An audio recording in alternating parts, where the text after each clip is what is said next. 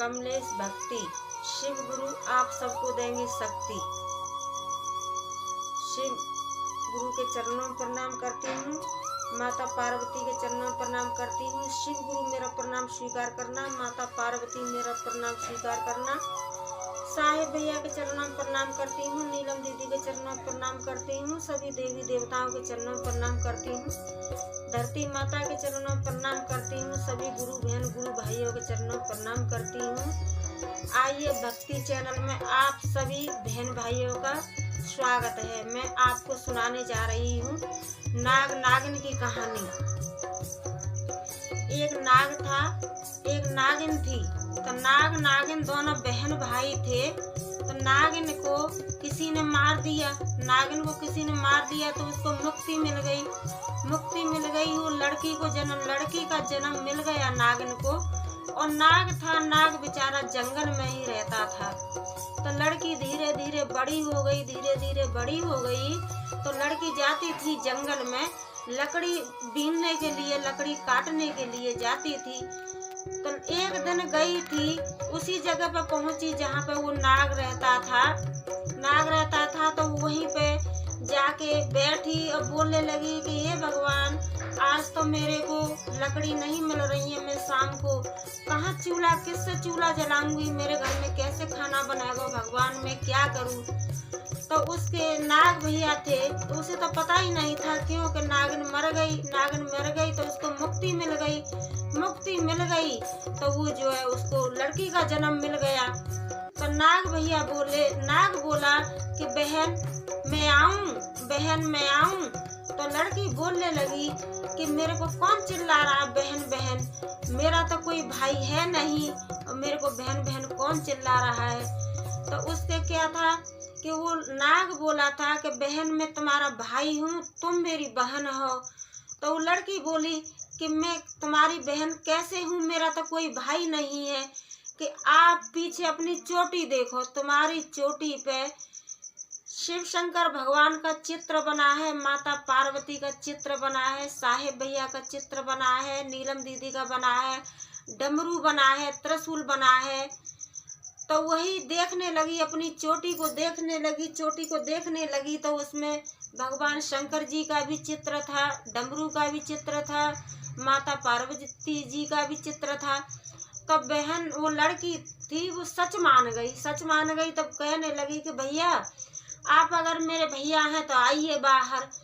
तो वो बोले कि हाँ मैं बाहर आ रहा हूँ और मैं अपना भी तुमको चिनासा दे रहा हूँ कि मेरे पूंछ पे देखना, कि मेरे पूंछ पे और शिव शंकर का भी फोटो लगा, चित्र बना है, माता पार्वती का भी चित्र बना है और डमरू का भी चित्र बना है, त्रिशूल का भी चित्र बना है। तो नाग देवता जैसे बाहर आए तो लड़की ने देखा पूंछ पे, तो वही चित्र बने थे। तो दोनों बहन भाई जंगल में मिल गए।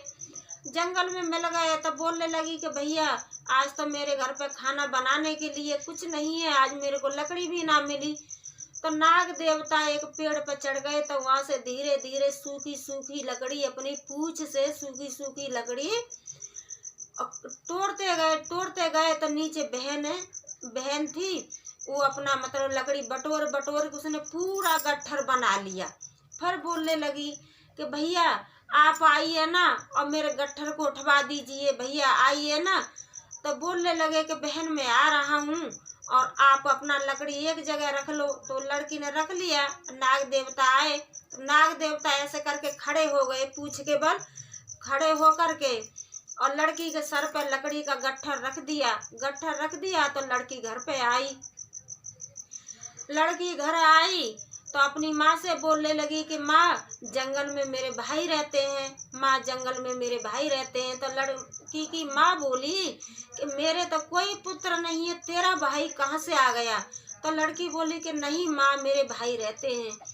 तो धीरे धीरे समय चलता गया, राखी का दिन आया। तो बोलने लगी कि माँ मैं अपने भाई के लिए अब कपड़ा लाऊंगी, राखी लाऊंगी और बढ़िया बढ़िया मिठाइयाँ लाऊंगी। तो उसकी माँ बोली बेटा मेरा तो कोई बेटा नहीं है, मैंने तो आप ही को जन्म दिया है, आप किसके राखी बांधने जाओगी, कहाँ जाओगी? तो लड़की बोली कि नहीं मम्मी, मेरा तो जंगल में भाई है, अब मैं राखी बांधने जाऊंगी। लड़की जो जिद कर ली, बहस कर ली, तो बोली ठीक है बेटा कोई बात नहीं है। तो बाजार गई, बाजार जाके और राखी लाई, कपड़ा लाई, बढ़िया मिठाइयाँ लाई। तो जिस दिन रक्षाबंधन आया था तो बोली माता पिता से कि आपको भी मेरे भाई से मिलना है, आप भी चलो।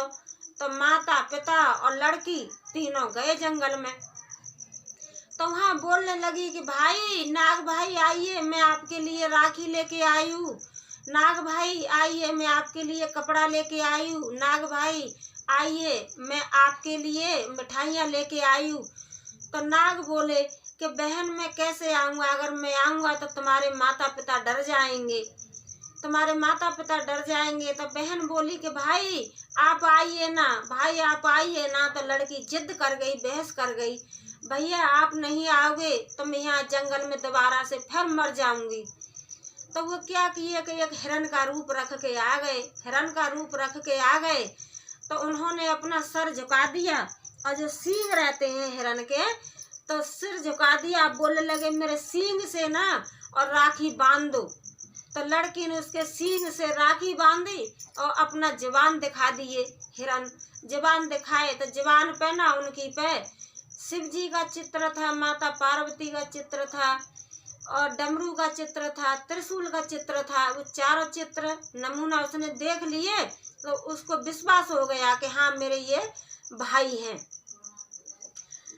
विश्वास हो गया कि मेरे भाई हैं ये। तो बोली भैया, हिरन भैया आप तुम मेरे घर पे चलो, हिरन भैया तुम मेरे घर पे चलो। जबरदस्ती कर गई तो घर पर लेके आई, घर पे लाई तो इधर उधर के सब बोलने लगे कि देखो तुम्हारी लड़की कैसी है कि घर में जंगल से और हिरन पकड़ के लेके आ गई है, उसी से भाई भाई बोलती है और तुम्हें भी परेशान कर लेती है। उसका था कि अपने खाने से पहले हिरन भाई को खिलाती थी, पहनने से पहले हिरन भाई को पहनाती थी, और जो कहीं भी कोई भी काम करती थी तो अपना पहनने से पहले भाई के लिए, जैसे बाजार जाती थी तो अपने लिए कपड़ा खरीदती थी, अपनी माँ से बोलती थी कि मम्मी मेरे हिरन भाई के लिए भी चाहिए।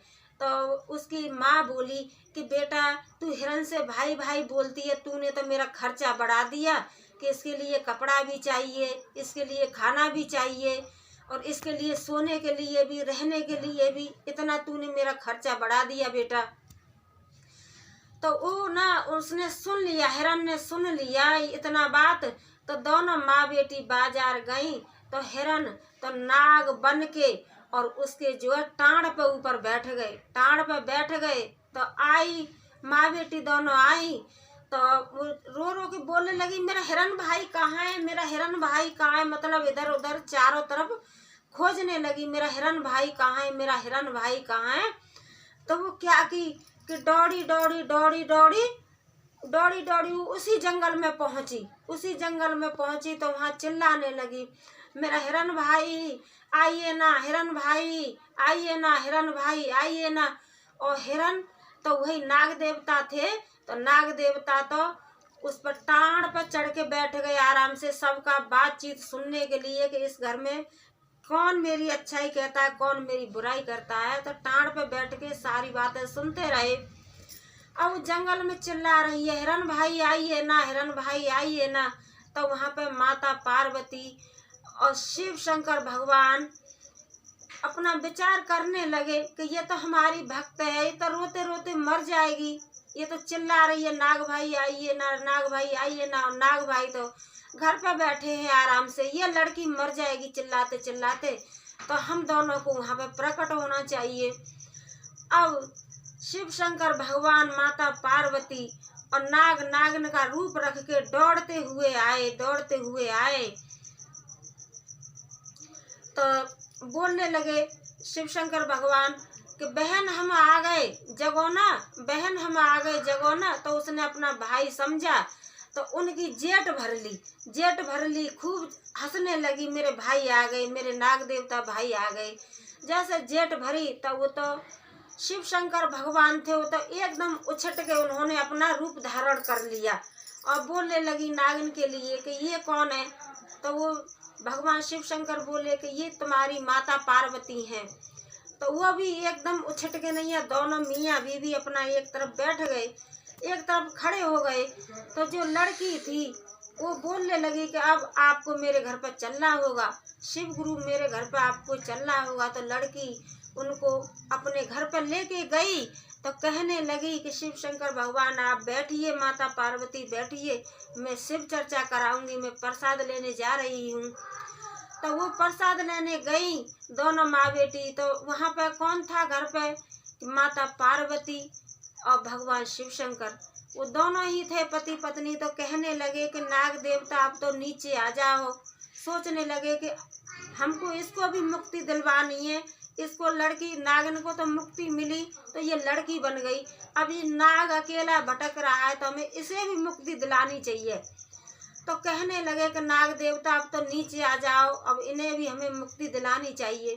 तो नाग देवता जैसे नीचे धीरे से ऊपर से उतर के आ रहे तो लड़की की माँ आई तो उसने दरवाजा खोला तो नाग देवता पिच गए तो मर गए। तो उसी मोहल्ला में उन्होंने जन्म ले लिया।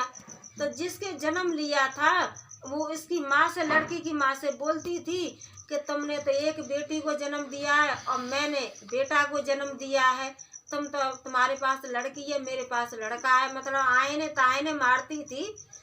तो वही बात लड़की को बहुत खराब लगती थी। तो वो भगवान शिव शंकर भगवान के माता पार्वती से हाथ जोड़ के बोलने लगी कि हे माता पार्वती, हे शिव गुरु, मेरे को एक भाई दीजिए, हे भगवान मेरे को एक भाई दीजिए राखी बांधने के लिए। तो शिव शंकर भगवान ने उनकी प्रार्थना स्वीकार की। तो जो उसका लड़का था उसका लड़का खत्म हो गया। तो इसकी माँ के पेट में गर्भ हो गया। तो वही 9 महीना बाद और बेटा पैदा हुआ। तो नाग को भी मुक्ति मिल गई और इसको भी मुक्ति मिल गई। अगले जन्म में थे नाग नागिन दोनों बहन भाई। इस जन्म में मनुष्य के जन्म में भाई आ गया, मनुष्य के जन्म में बहन आ गई। मेरी वीडियो आप सबको अच्छी लगी है, आप मेरी वीडियो को लाइक शेयर जरूर करना। हर हर महादेव, घर घर महादेव।